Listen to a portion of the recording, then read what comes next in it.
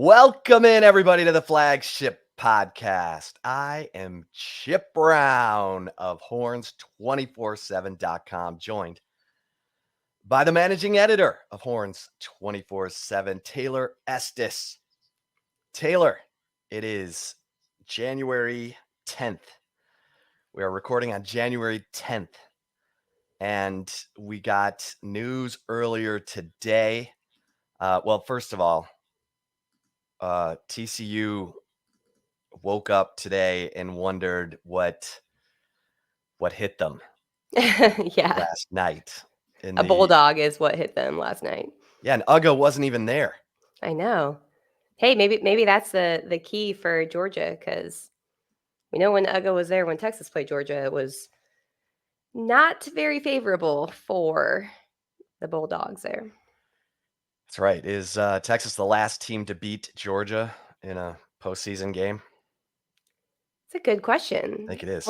Yeah, I think so. By the way, that was something. Stetson Bennett was unbelievable. Georgia loses 5 guys on defense to the NFL. No problem. No problem.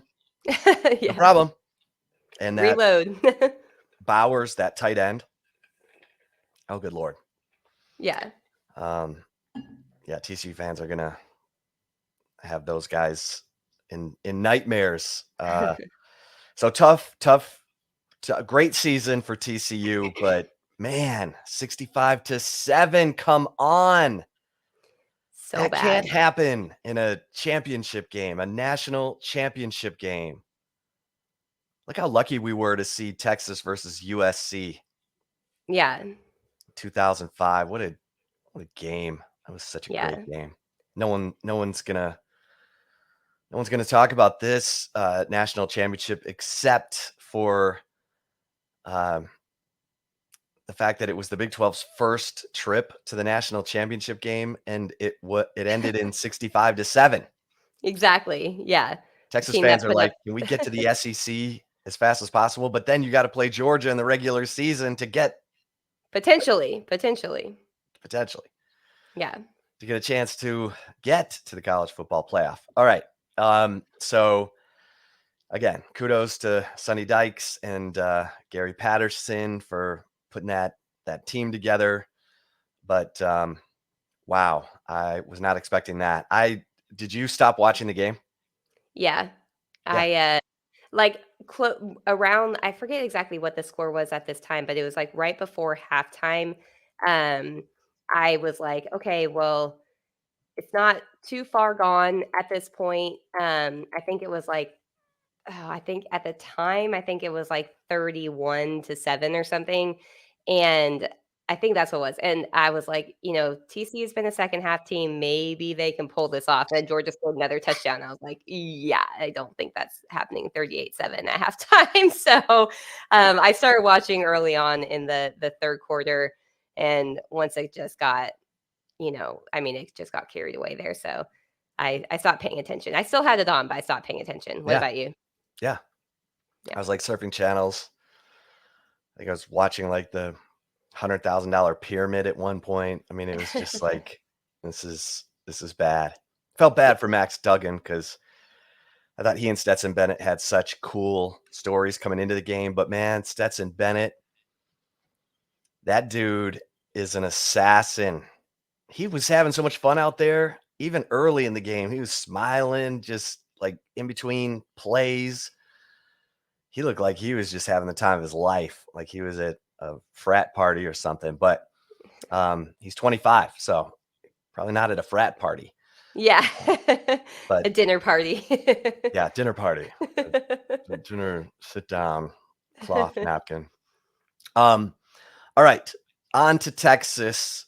Today we learned that from Christian Jones, his own self, on his Instagram, that the 5th-year offensive lineman will be returning for a 6th year in 2023, thanks to the COVID red shirt awarded by the NCAA following the 2020 global pandemic. This means, Taylor, that Texas will have 10 of 11 starters returning on offense as of right now. Mm-hmm. and all 5 starters on the offensive line. I mean, I'm listening to Sirius XM radio just before we started recording, and it's Gabe Eichard and Chris Plank hosting Big 12 today. And Gabe Eichard is like, I'm picking Texas to win the Big 12 next year. Yeah. They're going to have 10 of 11 starters back on offense. And you can see it now, right? You can see it all coming. 10 of 11 starters back. Quinn Ewers be a year older, wiser.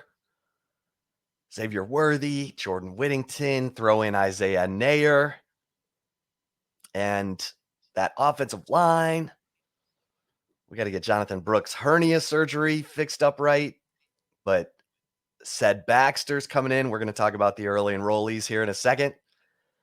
But by Christian Jones coming back, 10 of 11 starters on the offense returning. Taylor, how does that sound?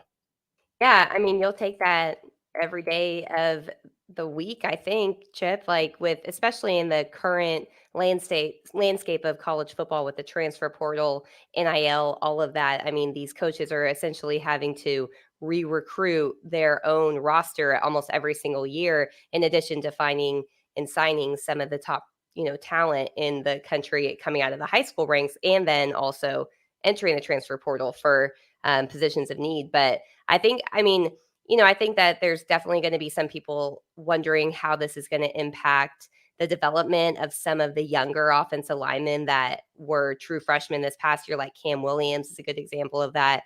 True freshman, kind of saw some playing time. But one thing I'll say with Christian Jones, the move, we talked about this. If you missed our mailbag edition of the Flagship Podcast on Monday, definitely go back. We did a live version of it, took questions, but we did talk about Christian Jones because at that point it was kind of speculative that he may be returning.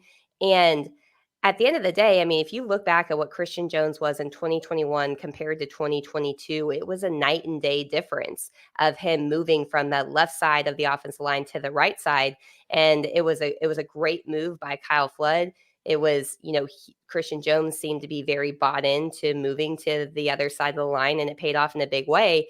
And I don't necessarily think that there should be a concern about the, development behind him, because I do think with him returning, he could be a veteran voice for the offensive line, a guy that's been there for 6 years, the old guy in the room who has gone through really a lot of ups and downs during his career at Texas. And I feel like this is a positive development for Texas. And I mean, some may not feel that way. I don't know. I just feel like Christian Jones was such a just night and day different player than the 2022 season compared to any of his other years, honestly, at Texas, not just 2021, any year that he had been there. And he really came along. So I think you have to welcome this. But what's your take on it? Yeah, I mean, I think anytime you add a guy who's got 35 starts, and clearly his confidence went up with the move to the right side, to right tackle. And it was interesting because Christian Jones talked about the teaching technique of Kyle Flood, that Kyle Flood used to be a teacher in a classroom, and that he does a very sort of straightforward, matter-of-fact way of teaching technique about the offensive line and how to use that technique in certain plays. And Christian Jones said it just really appealed to my senses, the way that Kyle Flood teaches, and is not just out on the field, yelling, get lower, fire off, use your hands better. That he, does a lot of this stuff in the meeting room. And then, when they get out to the field, it's more about reminding the players of the teaching that went on in the classroom. So whatever it takes, I mean, guys learn different ways. And the old adage in coaching is it doesn't matter what you know, it matters what your players know. And that's what every coach has to figure out, how to impart what they know to those players so that those players can play fast and make make plays. And Christian Jones certainly did that this year after being a liability in Yeah. 2021. I mean, there's no two ways around it. Pro Football Focus grades show it. This year, he was All Big 12 honorable mention by the league coaches. So Christian Jones, yeah, I agree, Taylor. I think anytime you bring a guy back who's got 35 starts, look, if Cameron Williams beats him out, that was the risk Christian Jones took in Right. coming back. Cameron Williams is he's an enormous human being, but he's pretty athletic. So there's a chance that Cam Williams could beat him out, and Christian Jones can also play guard. So he'll compete at that. He'll compete wherever they want him to compete. So I think it's a plus. Anytime you can stockpile talent and have guys ready, then you'll take it, especially Yeah. in those meeting rooms. And when that leadership is required, when things get tough and you need that veteran voice to say, or even a guy like Kelvin Banks, as we learned this past year, saying, hey, it's okay. We gotta dig deep. We gotta play better. And so I look at it as a plus. Now, Taylor, the other big news that is really kind of exciting is Jalen Catalon, the veteran safety from Arkansas, committing to Texas. He's from Texas. He came out of Mansfield Legacy, and we saw him up close and personal in Arkansas when he had 8 tackles and a pass breakup in that 40-21 win over the Longhorns. He ended up getting injured a few games later. He suffered a broken hand a few games later. Then he suffered a torn labrum in his shoulder, and he's had a bunch of shoulder injuries. But in 2020, he was first team all SEC. He was third on the team in tackles, 99 tackles, 3 interceptions, 2 forced fumbles, kind of like the season Jalen Ford had this past year, and a leader. I mean, not just a playmaker, but a leader, super smart, super high football IQ, big time studier of film, but has only played 7 games the last 2 seasons. And he did have another shoulder surgery back in September. So he's been through it. I mean, he had a torn ACL in high school, the broken hand, 3 different shoulder surgeries, I think. I mean, but this guy is, if they can get him healthy, if he can stay on the field, this is kind of the Jordan Whittington story. Mm-hmm. If he can stay on the field, this guy's a difference maker. And I'd say immediately would give Texas one of the top safety tandems, certainly in the Big 12, if not college football. Yeah, and that's a position that's been each year, it seems, a question mark under Steve Sarkisian and his staff. And there's definitely the injury concern. You hope, if you're a Texas fan, that he has kind of a breakthrough, type of season like Jordan Whittington just had this past year in 2022, where it seemed like every single year there was some sort of injury that limited his game reps and his starting reps and everything. But the ceiling is very, very high. I mean, this is a guy that, coming out of high school, a 4-star prospect. Texas was in the mix in the 2019 recruiting class, honestly, to land him. And then some of the staff changes at Texas under Tom Herman led to him end up going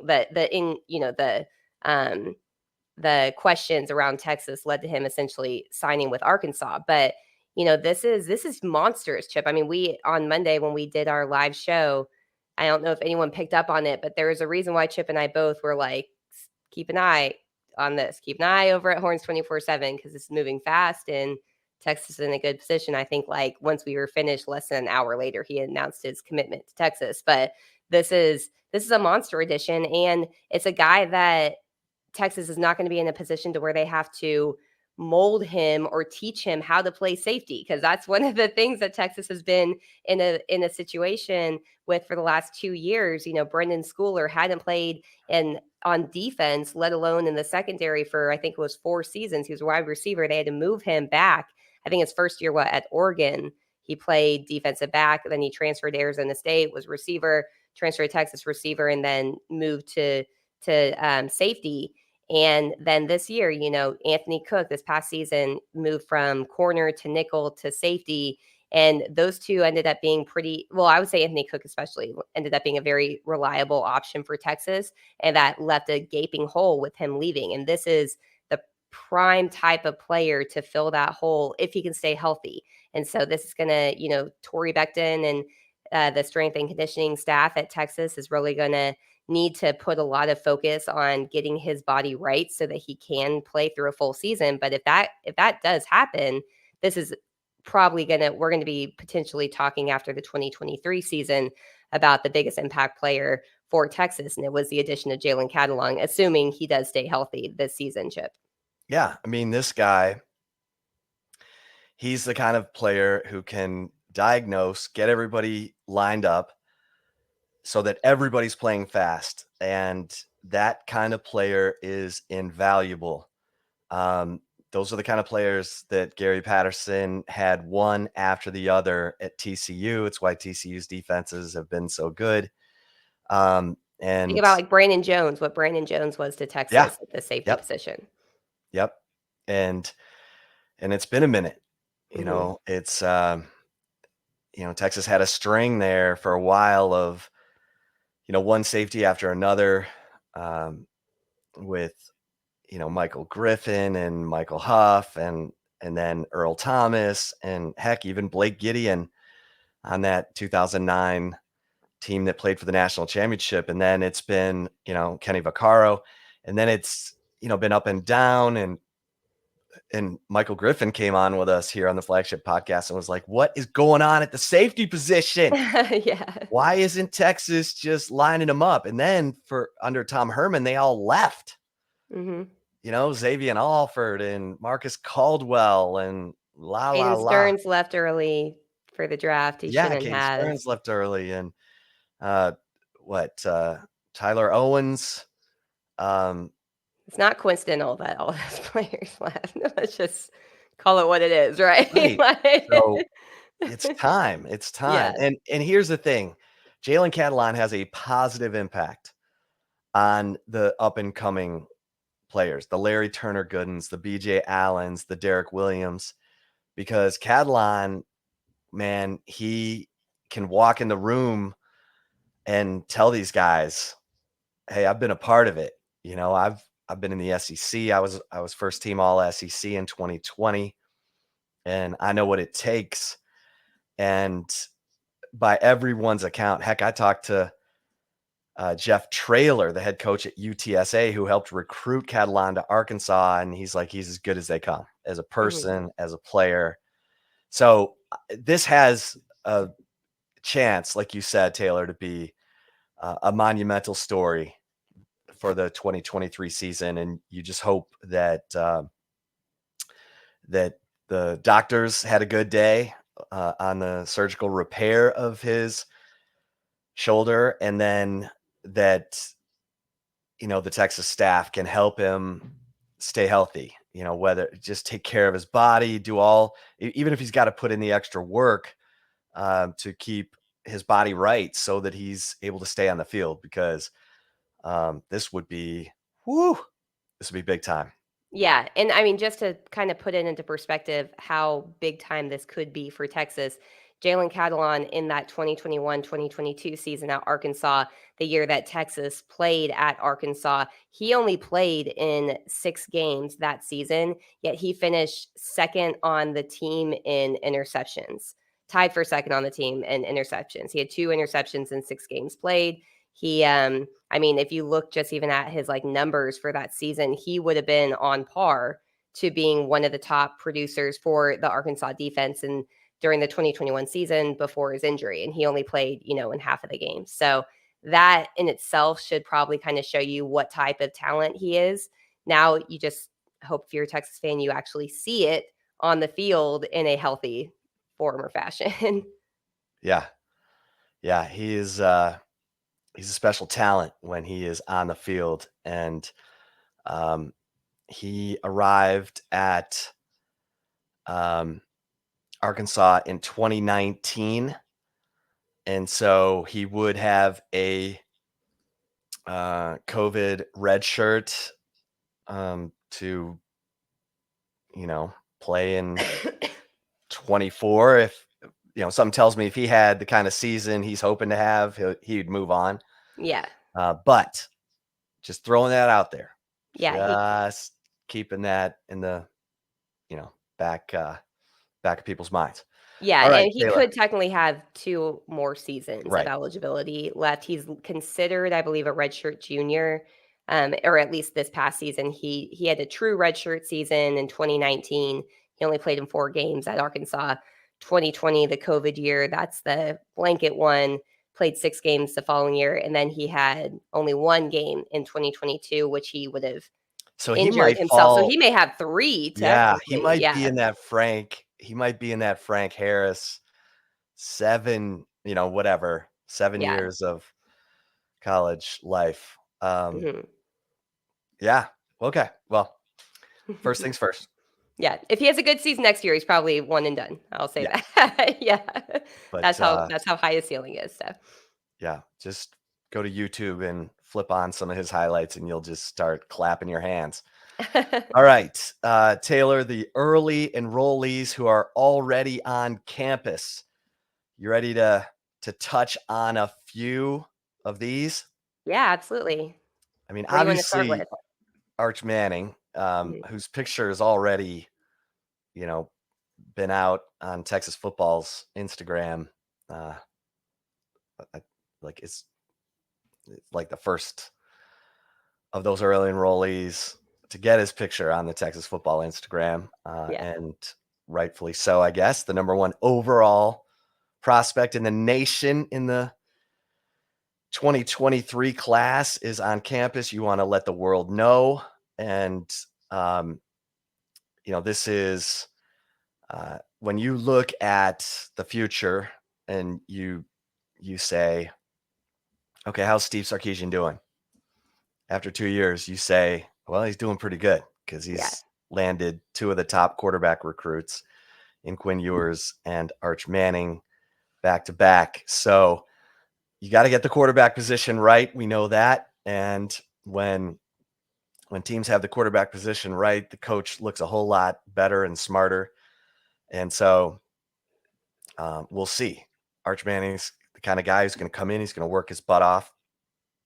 And Steve Sarkisian said, I'm not even thinking about redshirting right now. Let's just get him into the system, get him learning. And, even if he does redshirt, he can play in 4 games, 5 with a bowl game. But Yeah.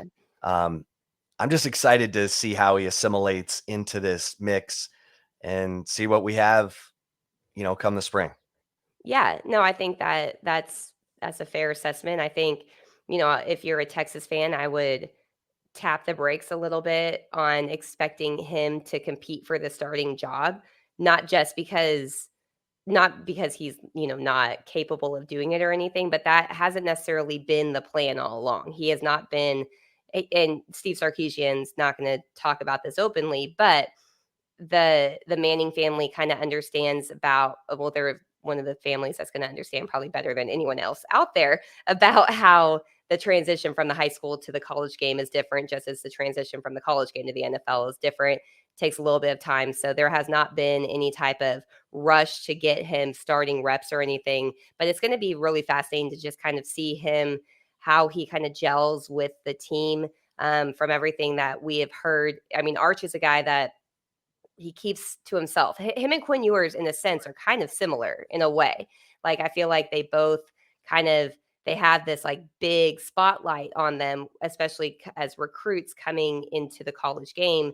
But that's not really how they conduct themselves on a day-to-day basis. They're not some diva superstar type of egos that they come in. They're just kind of laid back, want to just play football I know Quinn Ewers hunting and fishing was a big thing for him too.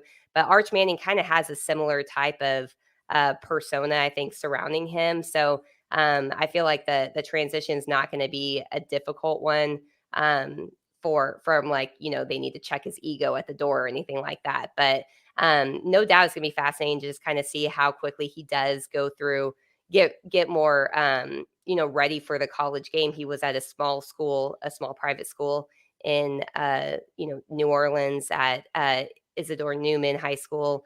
A lot of the critics questions about him was, okay, how can he be the number one prospect in this class when he doesn't face elite competition like some other top prospects do face?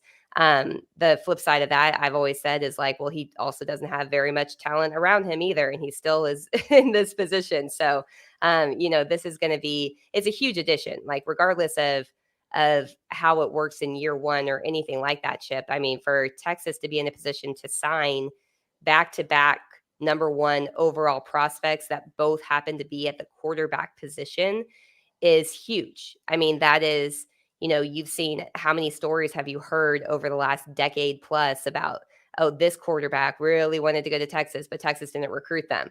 Like the Johnny Manziels, the Jameis Winstons, the Andrew Lucks, the JT Barrett's, the list go on. It's been like almost the running joke surrounding Texas football of them missing out on these elite quarterback talents in the recruiting cycle. And Texas has done it better than anyone the last 2 years. So if I feel like if Texas fans are not too thrilled with the win-loss record for Steve Sarkisian, just look at the recruiting efforts that they're doing and realize it's going to take a little bit of time, but the way that they are recruiting is to set them up for the future, not just for a one and done type of year. Well, we'll move on from Arch, but just remember Peyton Manning went to Tennessee back in the mid-90s. And the plan was for him to redshirt behind senior Jerry Colquitt and Todd Helton.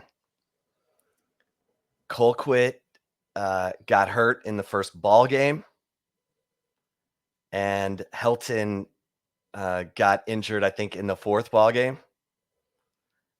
And Peyton Manning came in and ended up going 7-1, I believe, as a true freshman. And 7-1, and had everyone on notice that Tennessee was about to go on an upward trajectory. So you can never predict what is going to happen, but that's why you want to have that room as stockpiled as possible. Yeah, no doubt. All right, Anthony Hill, Taylor.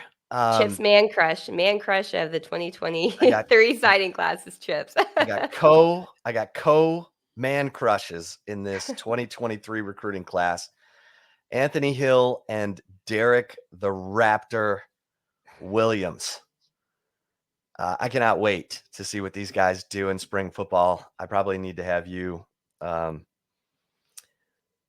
talk like logically about these guys, because I just look at the film and say, oh man, let's go. Let's get these guys in here. Now, Anthony Hill is here. Derek the Raptor Williams is going to come in June.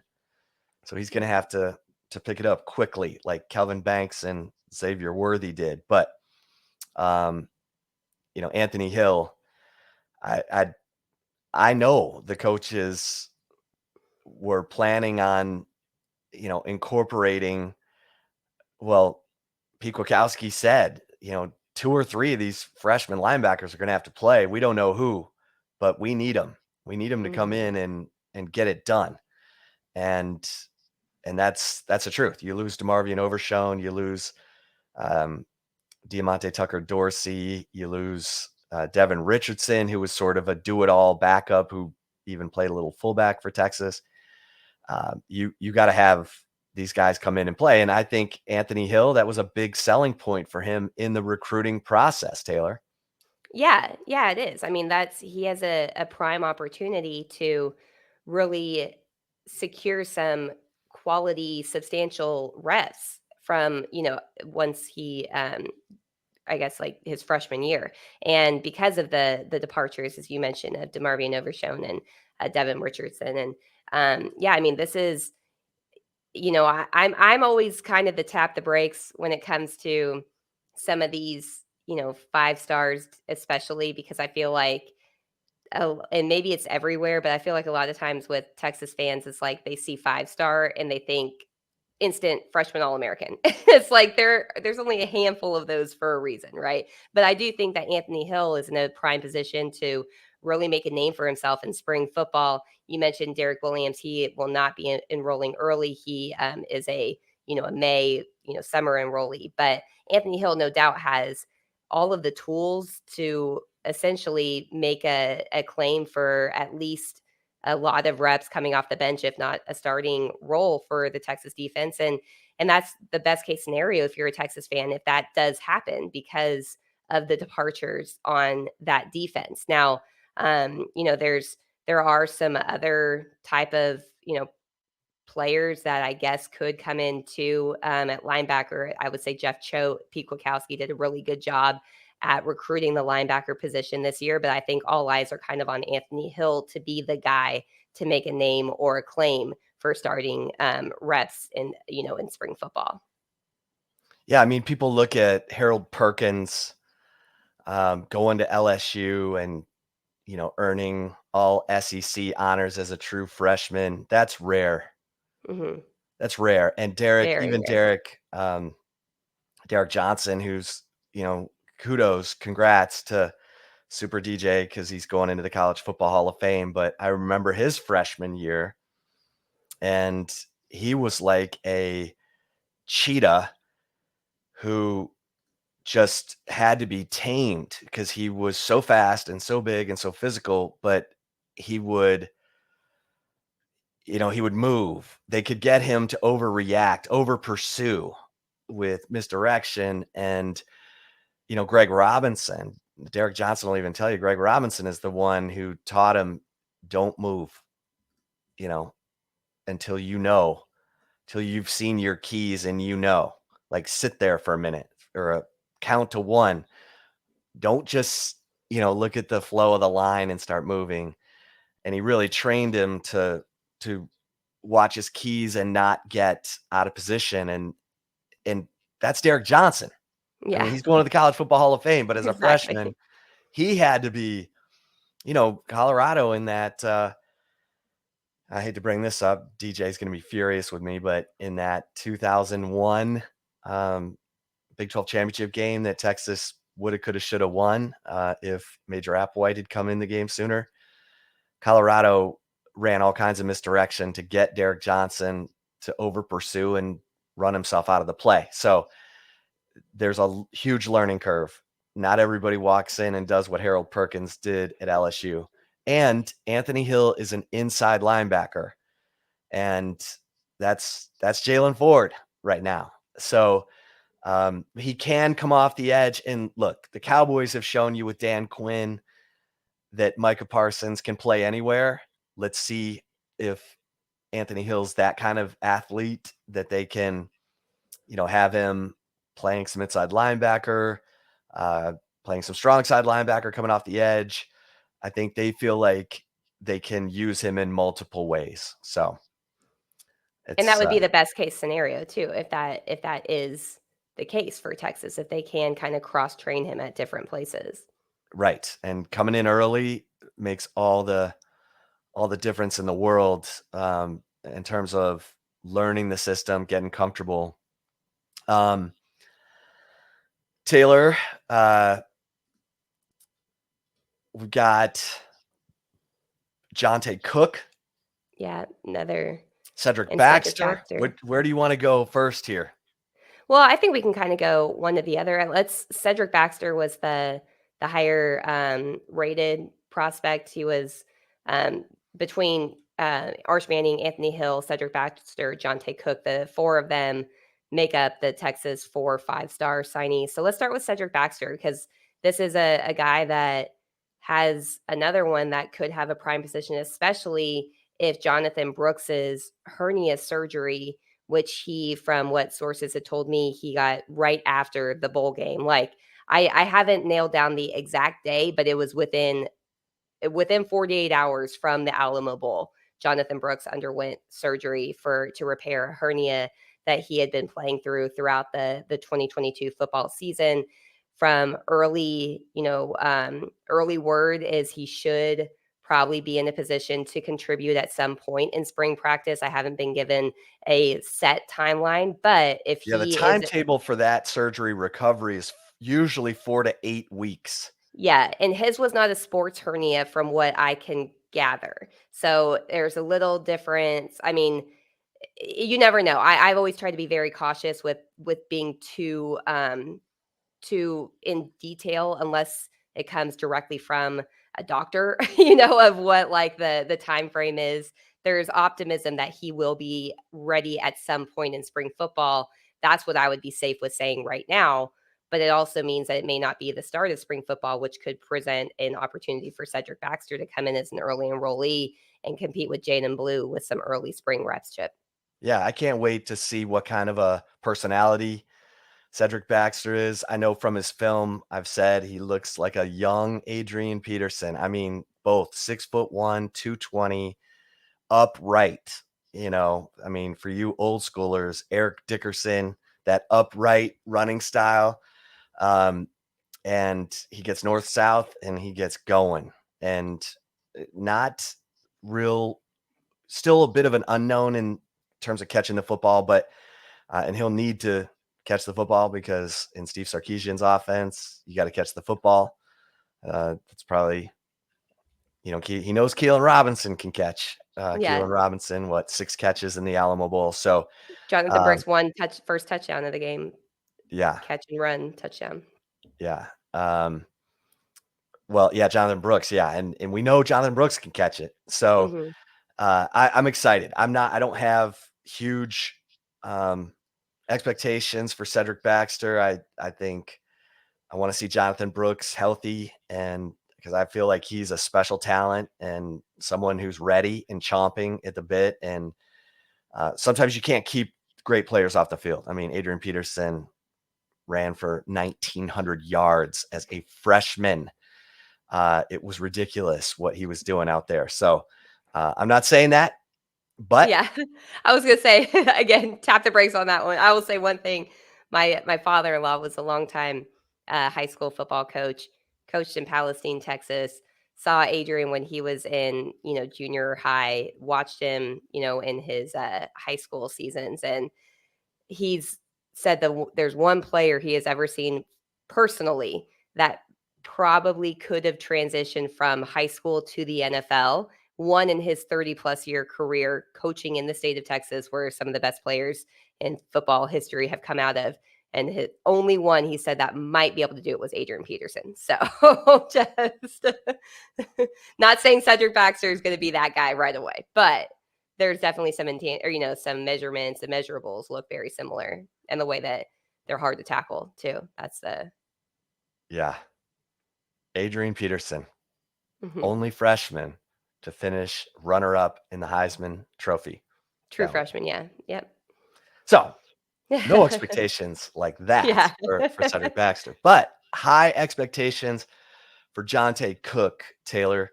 Um, Jonte Cook, Mike Roach. Hope you read the Insider last week. This is our man, Mike Roach's guy, our recruiting guru at Horns 24/7. Mike Roach raves about Jonte Cook, from his work ethic to his team first mentality and route running. I mean, Roach says he's the best route runner he's seen coming out of high school in his time of, uh, you know, covering recruiting. And that's what you want to hear. That's kind of the formula that Xavier Worthy used to get on the field as a freshman. Of course, he set all UT's freshman records. If they can get another in that mold, um, and you noticed Roach said team first mentality, then you'll take that and hope that Jonte Cook can come in and be an impact contributor right away. Yeah, and this is another position that needs those impact players. Now, we have not seen what Isaiah Nayer is going to look like in the Texas offense. We saw glimpses of it in spring practice, and then the very limited, practice windows that we had in fall camp. But he's still one that is a to be determined. But everything that we were hearing at the time of his injury was he was going to be a very consistent contributor for Texas. Xavier Worthy having that kind of up and down season was not the most reliable pass catching receiver for Texas. If he did catch the ball, he was a dynamic playmaker, but it was a big if, a lot of times, especially, deep balls down the field. Jonte Cook has a very, like, I feel like his path to seeing the field is probably the not easiest, I don't wanna say that, but potentially the less speed bumps that he's gonna face as a true freshman as opposed to some of the other five-star signees that Texas did sign.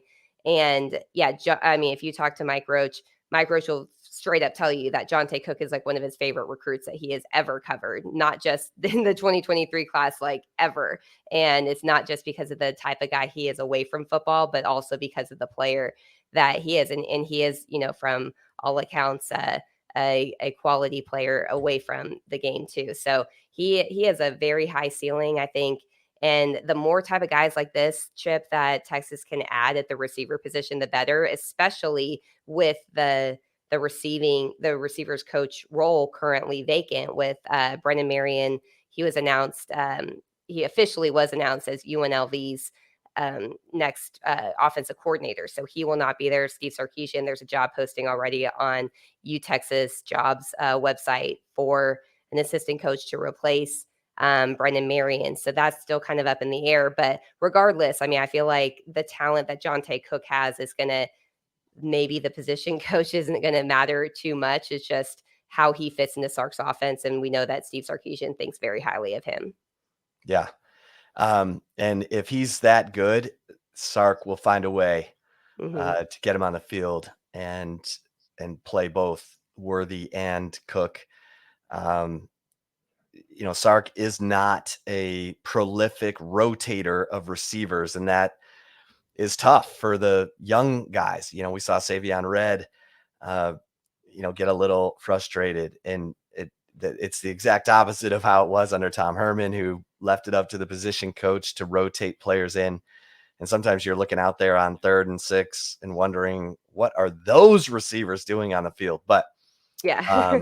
it's going to be, if Jonte Cook comes in and gets it done, then he's going to be on the field, and that's exciting. And with Xavier Worthy going into a contract year, you need Jonte Cook to be ready to take over.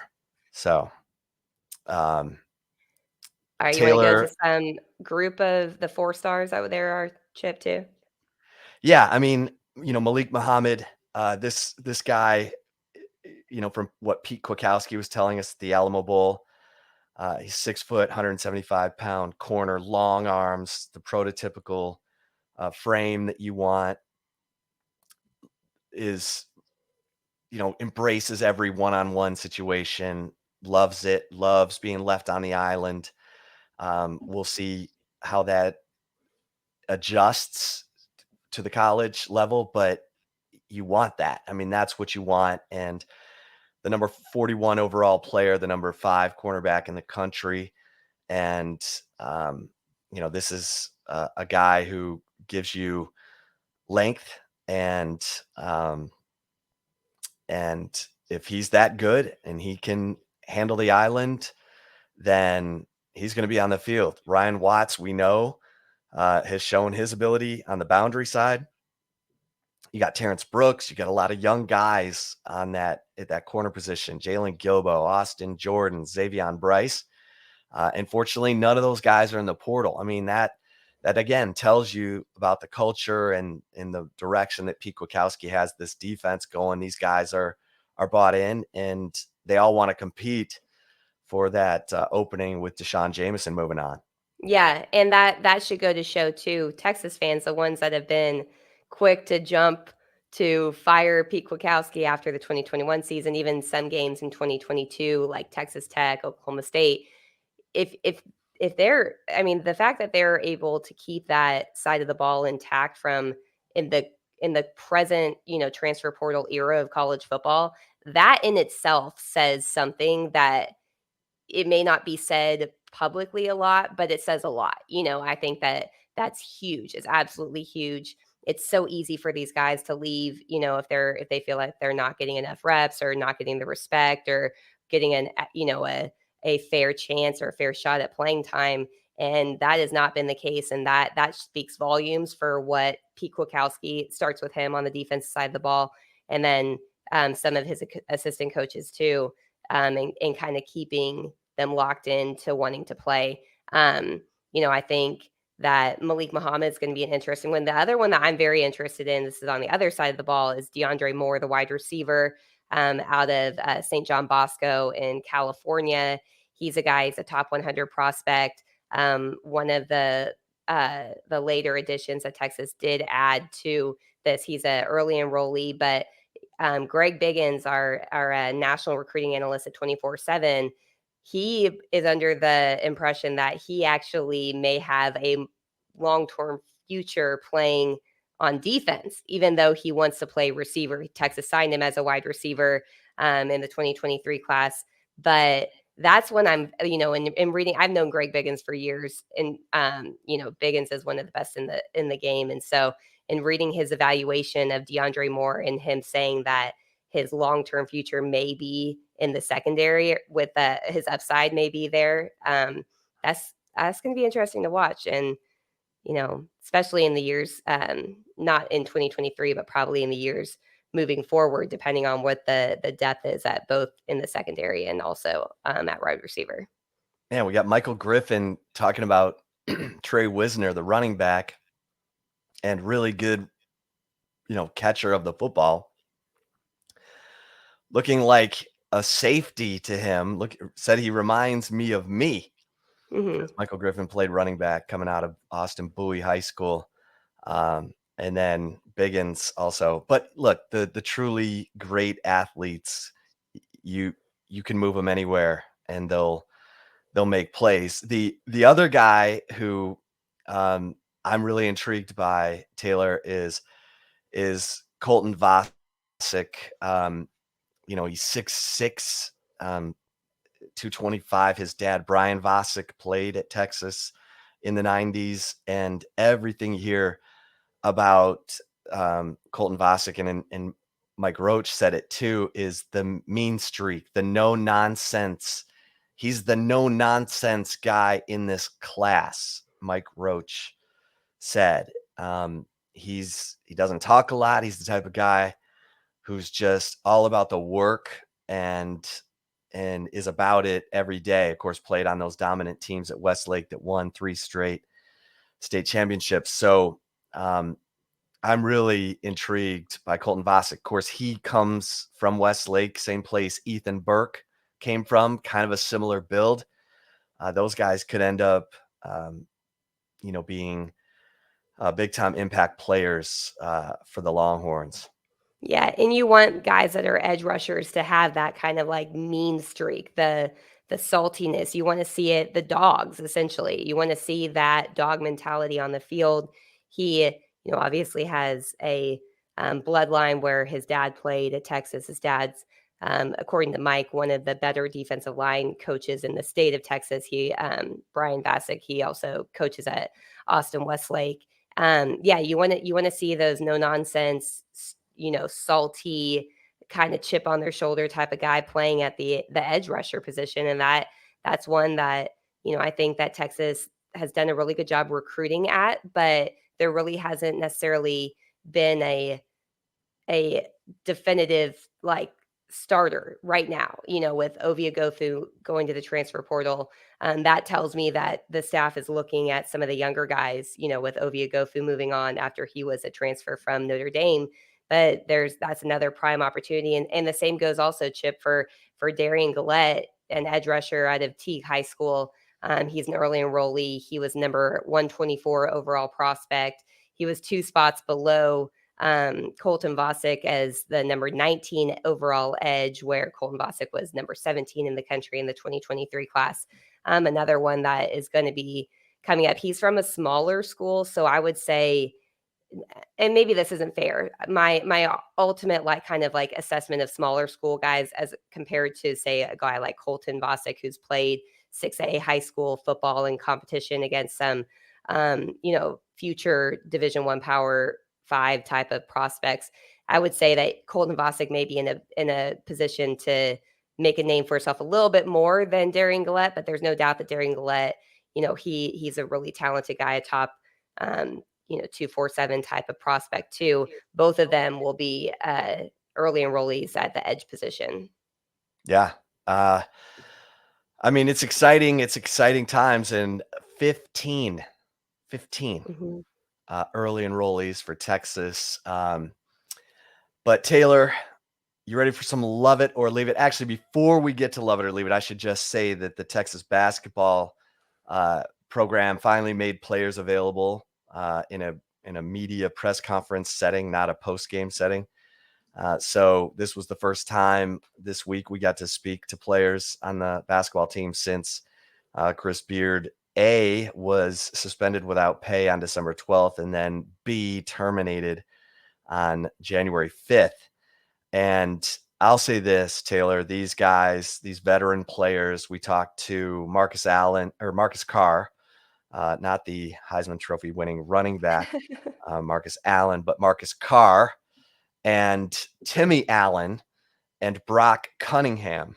And Brock is a 6th-year guy. He had the line of the press conference when I asked him, how are you helping to bring along these freshmen, especially Dylan Mitchell, who plays in the front court? He said, well, us, these 2 5-year guys and me being a 6-year guy, we just try to pass on as much knowledge and experience as we can. But Marcus Carr really had the line of the press conference when he said, after the initial shock and confusion, you realize you still have games to play and a season to have. And he said, we just banded together as players and said, we have goals we want to achieve, and we're going to go try and achieve them.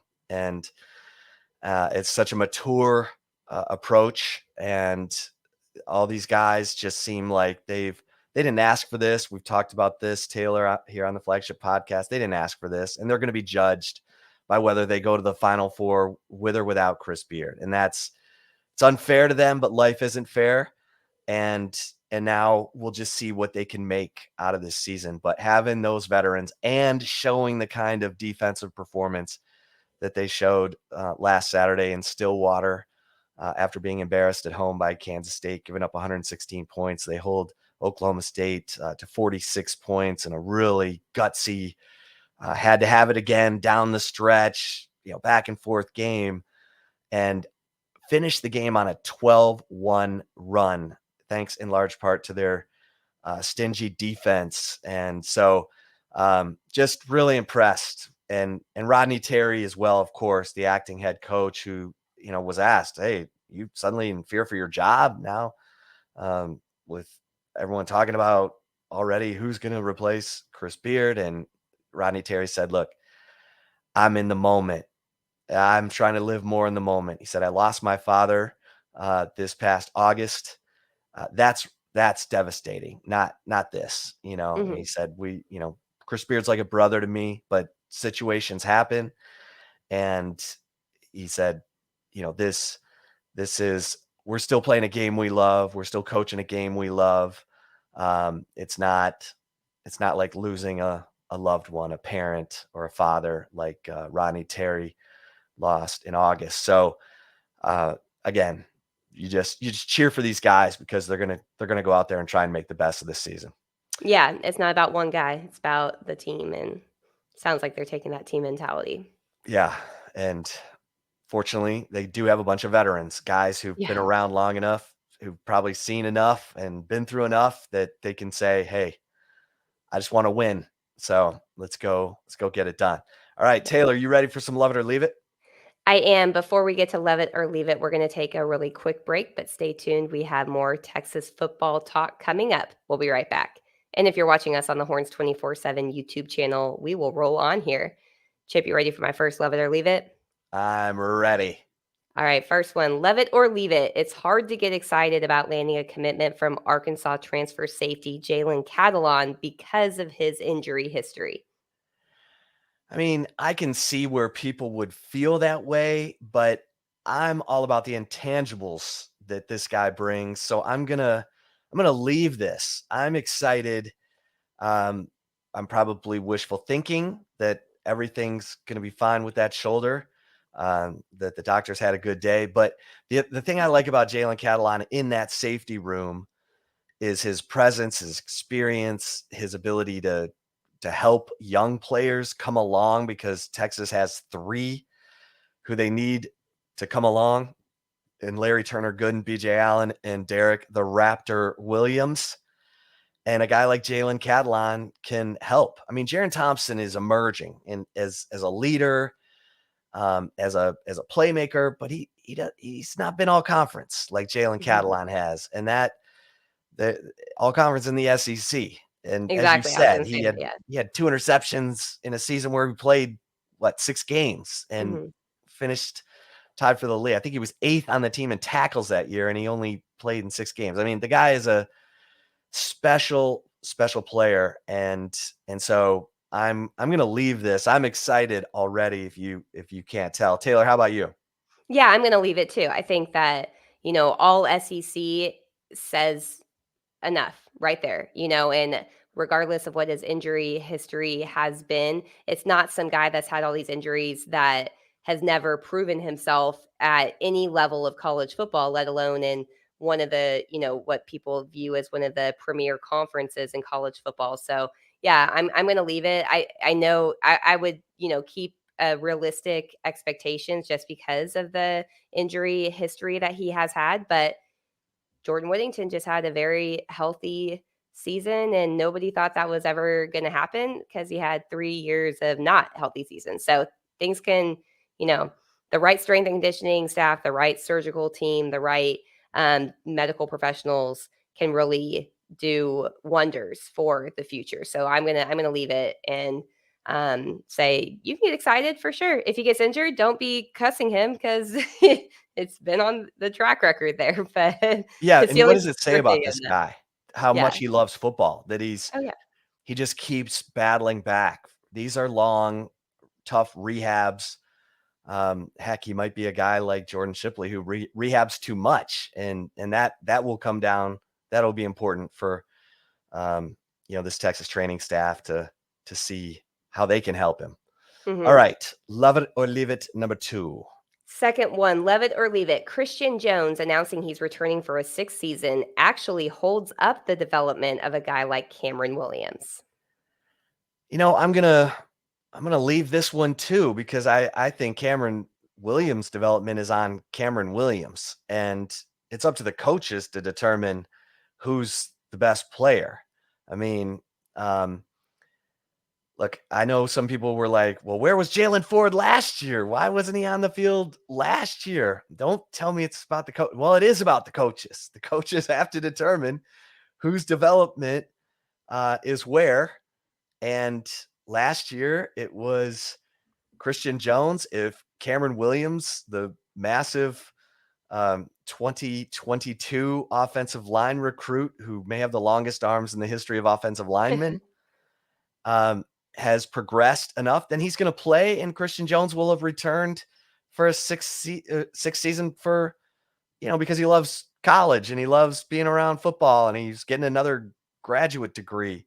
So I'm gonna leave this. Taylor, how about you? Yeah, I'm gonna leave it too. And when you talk about that, I mean, Cameron Williams, or excuse me, Christian Jones had a really good, solid 2022 season, but it's not like it was a season that put him in the mix for being a draft pick in any of the rounds. It's not just a day one, day two type of That's guy. right. He was going to be, if anything, an That's undrafted Kelvin free Banks. agent. Yeah, exactly. Yeah. Christian Jones, and it's a different, scenario for him. And so another year of playing college football, it's it's either he I think that he probably made this decision like, oh, it's not going to hurt my future if I ever want to pursue an NFL draft or NFL type of career, knowing that he's not going to be an NFL draft pick. Now, I mean, competition is the best thing possible, for any team, whether you're in high school, college, NFL, whatever it is. Competition is what you want to have. And so if Cam Williams somehow beats out Christian Jones, then that's great for the future of the offensive line because Cam Williams is an underclassman. And if he doesn't, it doesn't mean that he's lacking his development. It may just mean that Kyle Flood's going to put the guy that is the most reliable, that can be a veteran leader for the rest of the group, on the field. And I think the one thing you can recognize with, especially with Steve Sarkisian and honestly with Kyle Flood too, dating back to their time at Alabama, I mean, guys will stick around and continue to play. I don't want to think it would be a situation where if Christian Jones starts next year, then Cam Williams is going to enter the transfer portal. I don't think that at all. I think Cam Williams will be ready to go as in his third year at Texas. And so, these players are buying into these guys. That seems like the players that are, waiving options or going to the portal are guys that probably were given a little bit of encouragement to make those type of transitions, like the Junior Angelaus of the world and other type of players. But I think that this definitely does not hold up the development of a guy like Cam Williams. And if Cam Williams is a starter at right tackle, then that's even a bigger plus for the future of the offensive line. Well, and Christian Jones would never play tackle at the next level. He would No, play yeah, guard. yeah, And don't count him out. He's always been a tackle, but if he can learn the tackle position from Kyle Flood, he can certainly learn the guard position from Kyle Flood. So don't rule that out either. yeah. All right. Love it or leave it. Number 3. Final one, love it or leave it. Even with 10 of 11 starters returning for the 2023 season, it's hard to say UT's offense will be better because of the one starter lost, as in Bijan Robinson. Yeah. Well, I'm gonna leave this. They've got to be better. They got to be better. And they've got guys who can run the football. I mean, I'm talking about a healthy Jonathan Brooks. And then let's see Jaden Blue and let's see Cedric Baxter. But they've got a luxury, a wealth of talent at the running back position still, even after losing Bijan Robinson and Roschon Johnson, who are both starters if you talk to the coaches. So, it's on Tashard Choice to have these guys ready to go, because that offensive line, with these receivers, being a year wiser in this system, more importantly, Quinn Ewers advancing a year, this is his first full off season, folks, for Quinn Ewers. Like dating back to high school. Yeah. Because he had injuries, he played other sports, whatever. This is his first full off season dedicated to football, and I think he's going to benefit. I thought he benefited from the bowl practices. I thought he was better in the Alamo Bowl than he was in the last 5 games of the season. So Yeah. I'm going to leave this, Taylor. I'm like, this offense has got to be better. It was part of the problem this year when Texas lost games to Texas Tech and to Oklahoma State by not, running the football, different TCU too. focuses in the offensive game plan. How about Yeah, you? and TCU too. I mean, that was Yeah. that was, I don't need to rehash history. But yeah, no, I'm gonna agree with you. Um I'm gonna leave it because the offense needs to be better. And as you had said, you know, that is not discrediting anything that Bijan Robinson or Roschon Johnson did. They were in a position where they had to put games on their shoulders and literally run away with a win with them. Um, that's great for a first time starting quarterback to be able to have the luxury of guys like that are capable to do that and do it in a successful manner. I don't think Texas if Texas needs that again next season, we're having different conversations than what we're having right now. And I just don't think that Texas is going to be in that position. The offensive line is a year older. The quarterback, most important position in all of sports. Steve Sarkisian will say that, not just in football, in all of sports, he'll say that quarterback is the most important position. Look at the difference, in Texas history. Sam Ehlinger, his first year as a starter to his second year, the leap from getting that college experience. And it's even more valuable for Quinn Ewers because I would say his ceiling is higher than probably what Sam Ehlinger's was as a quarterback prospect. And then also, Quinn Ewers has not had the opportunity to really, as you said, have a full offseason, because of injuries, because of reclassifications, whatever it may be. So yeah, he's got to be better. And I think as he matures and as he progresses, the offense is going to progress, around with it. So I'm going to leave this. I think that the offense has to be better. And I do think that it probably will be. And that's absolutely not a discredit of Bijan Robinson and Roschon Johnson, because those are going to be two hard guys to replace. I just don't think that Texas is going to need to replace them in a way of what their responsibilities were. And if they are in that position where they need a running back or two running backs to carry the load, then we're talking about something entirely different at this point next year. Well, and Steve Sarkisian, quit forcing the ball to Xavier Worthy. Yes. Yeah. Throw it around. There are other Yeah. receivers on the field, get Quinn Ewers, let him throw some check down passes, keep his confidence high. Yeah. All right. Good stuff, everybody. Thanks for listening to this episode of the Flagship Podcast. For Taylor Estes, I'm Chip Brown. Until next time, we'll see you over at horns247.com. Stay safe and keep the faith.